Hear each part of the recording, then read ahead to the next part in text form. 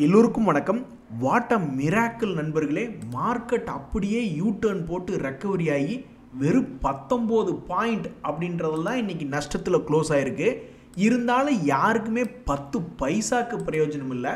Nifty 50 இண்டெக்ஸாக ஒரு மாதிரி ஃப்ளாட்டாக ரெக்கவரி ஆனே ஒழிஞ்சு மற்றபடி பெரும்பாலும் பணத்தை போட்டு வச்சுருக்கக்கூடிய மிட் கேப் பங்குகள் 1% கும்பா, ஸ்மால் கேப் பங்குகள் கிட்டத்தட்ட 2% கும்பா, அந்த மைக்ரோ கேப் இண்டெக்ஸ் எல்லாம் அவனும் 1% கும்பா.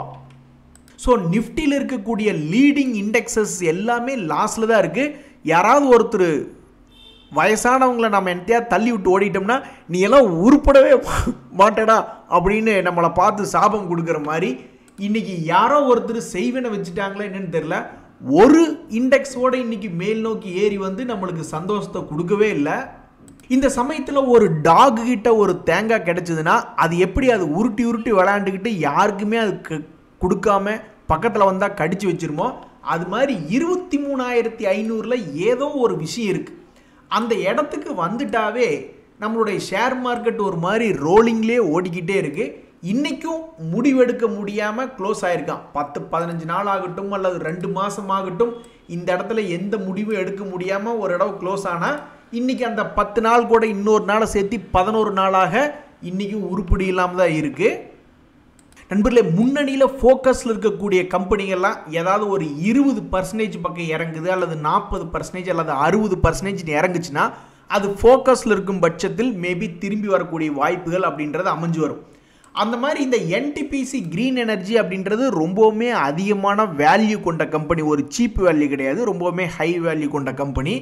அவன் லிஸ்டிங் ஆனதே ஹை வேல்யூ, அதுக்கப்புறமும் ஒரு 150 ரூபாய்க்கு மேலேயெல்லாம் போயிட்டு இப்போ ஆல்மோஸ்ட் ஒரு 20% கீழே இறங்கி லிஸ்டிங் என்ன ப்ரைஸ் ஆனானோ அதுக்கு பக்கத்தில் வந்து விழுந்திருக்கான்.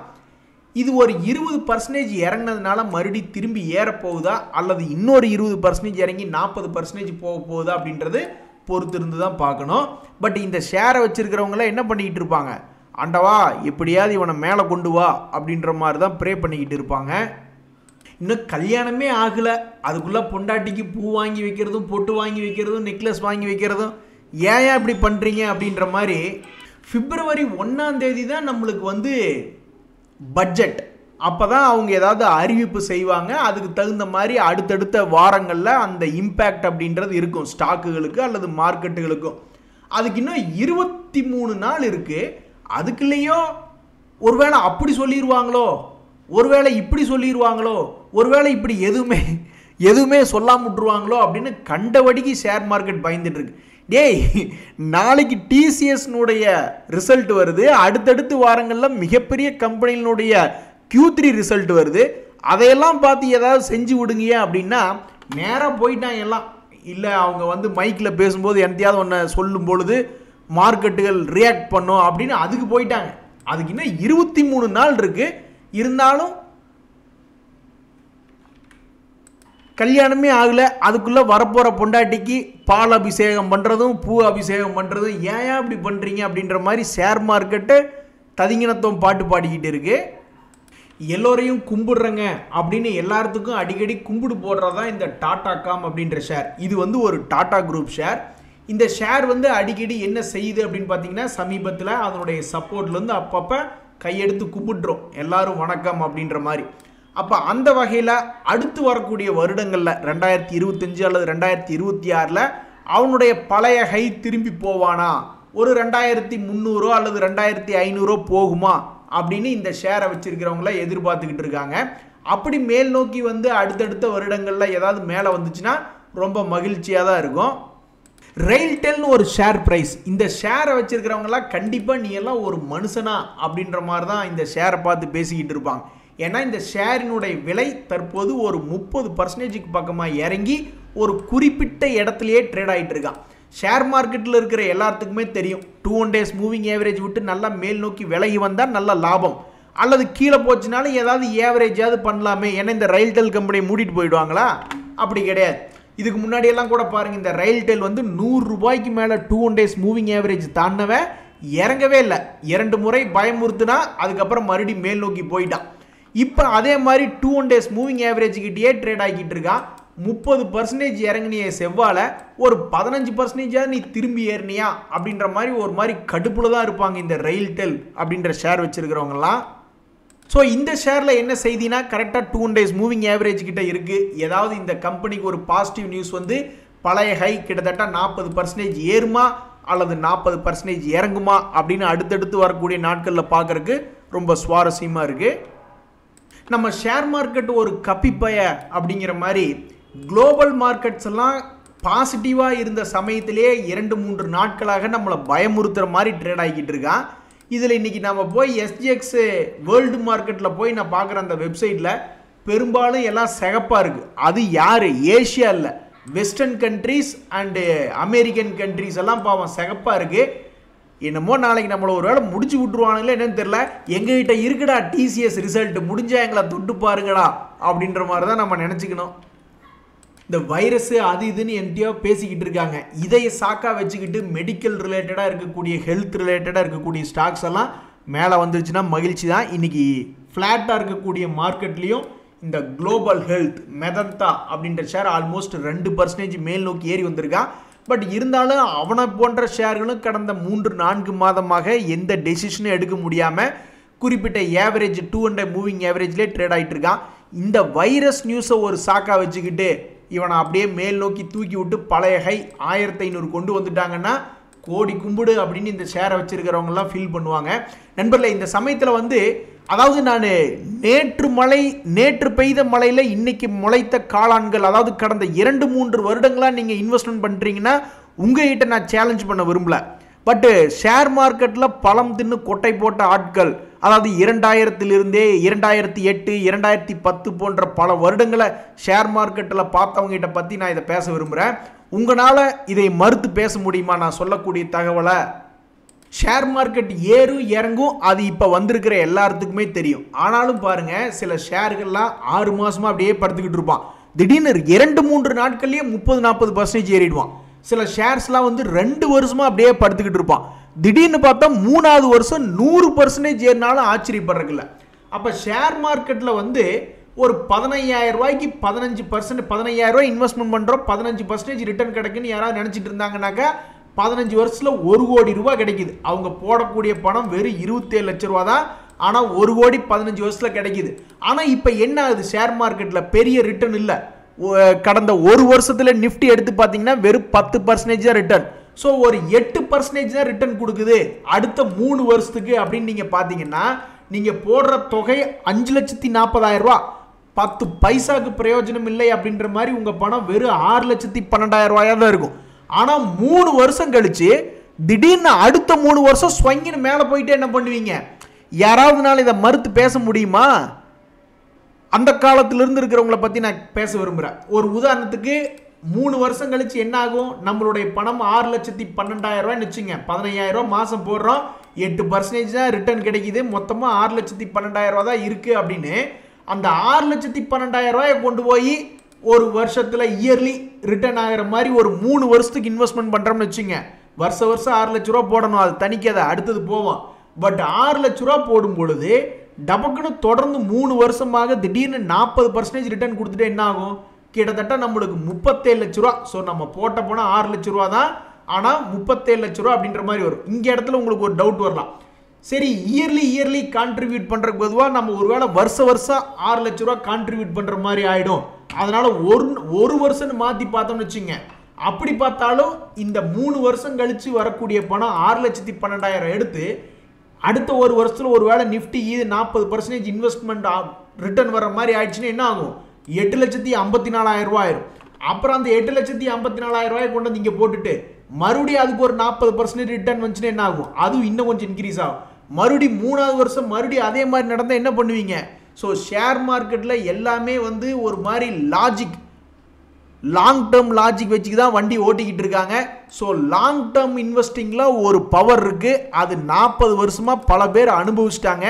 நம்ம அடுத்து வரக்கூடிய 20 வருஷத்தில் அனுபவிக்க போகிறோமா இல்லையா அப்படின்றது பொறுத்திருந்து தான் பார்க்கணும்.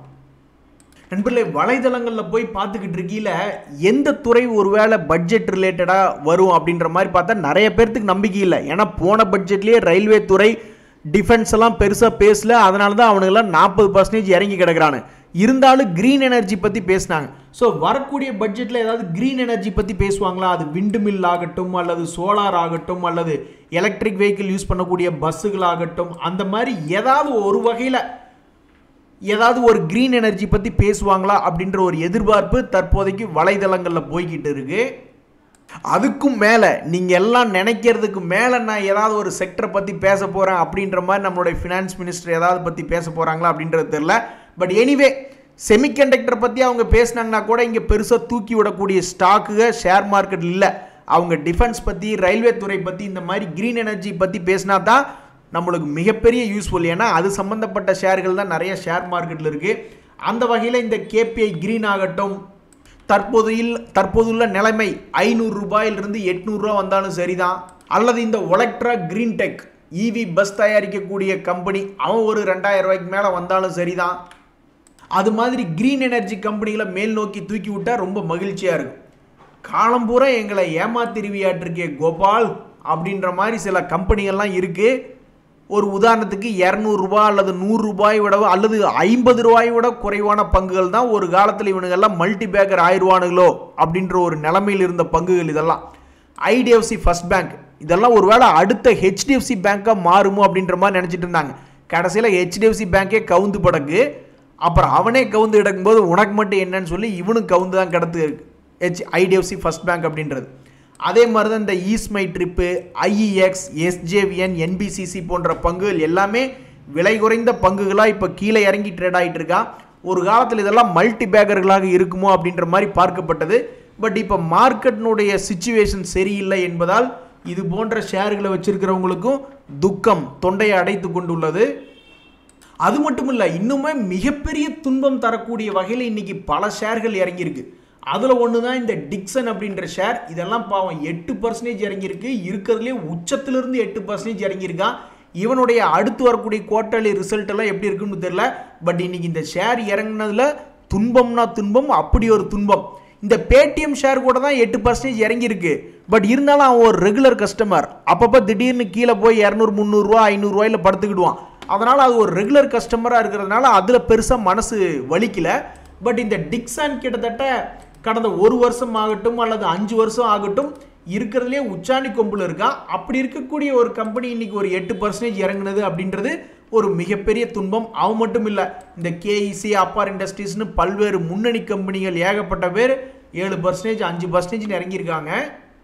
தியாகு, நீங்கள் எடுத்து போடுற சீட்டில் ஒரு சீட்டில் கூட நான் வச்சிருக்கிற ஷேர் வரக்கூடாது அப்படின்ற மாதிரி தான் நம்ம எல்லாருமே நினச்சி வச்சுக்கிட்டு இருப்போம்.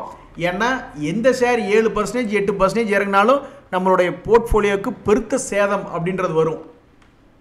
நண்பர்களே, இன்னைக்கு இந்த ஃபீனிக்ஸ் லிமிடெட் அப்படின்ற ஒரு ஷேர் வந்து இன்னைக்கு பாசிட்டிவ் மொமெண்டமில் ட்ரேட் ஆனால் அதில் என்ன செய்தி என்னன்னா, தொடர்ந்து இறங்கி கொண்டே வந்து கொண்டிருந்த கம்பெனி இன்னைக்கு 200 days மூவிங் ஆவரேஜுக்கு மேலே வந்து ட்ரேட் ஆயிருக்கான்.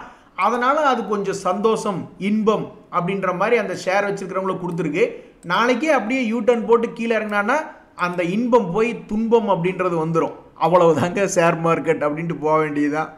சமீபத்தில் நம்மளுடைய நெஞ்சு வலிக்கிற மாதிரி நிறைய ஷேர்கள் இறங்கியிருக்கு. அதில் 40% எல்லாம் இறங்கின பங்குகள் அப்படின்னு எடுத்து பார்த்தோம்னு வச்சுங்களேன், ஒரு கட்டத்துலலாம் பார்க்கறதுக்கு ரொம்ப நம்பிக்கையாக இருக்கும். ஆயில் இண்டியா ஷேர் இதெல்லாம் இனி எதுக்குங்க இறங்க போகுது, எனர்ஜி தான் இனி உலகமே, எனர்ஜி இல்லைன்னா இந்த உலகமே இல்லை அப்படின்ற மாதிரி எல்லாம் ஏறிக்கிட்டே இருந்தானுங்க.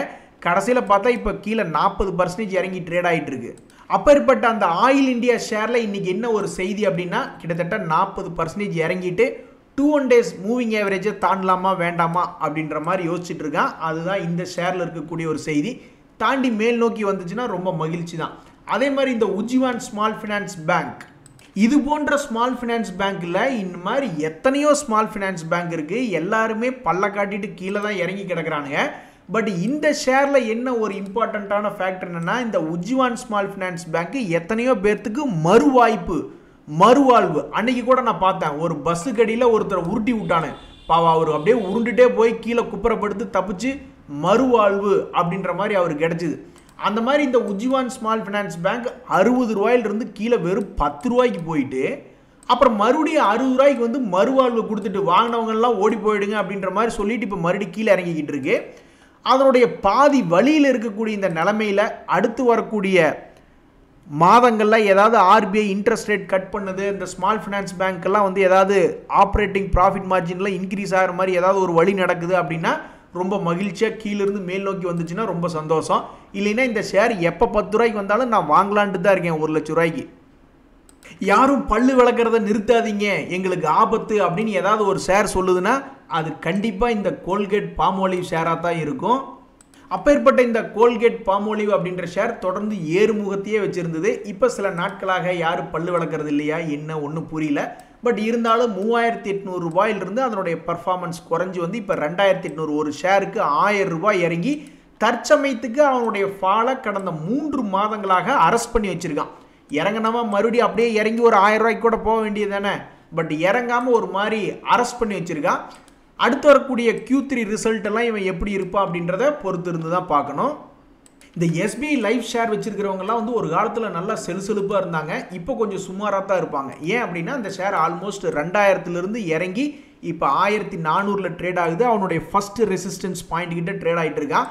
தொடர்ந்து மேல் நோக்கி அவனால் வர முடியுதா இல்லை அவனுடைய மொமெண்டம் கட் ஆயிருதா அப்படின்றத பொறுத்து இருந்தால் பார்க்கணும். இன்றைய தகவல் அனைத்து உங்களுக்கு உதவியாக இருந்ததுன்னா எனக்கும் மகிழ்ச்சி தான். ரொம்ப நன்றி, வணக்கம்.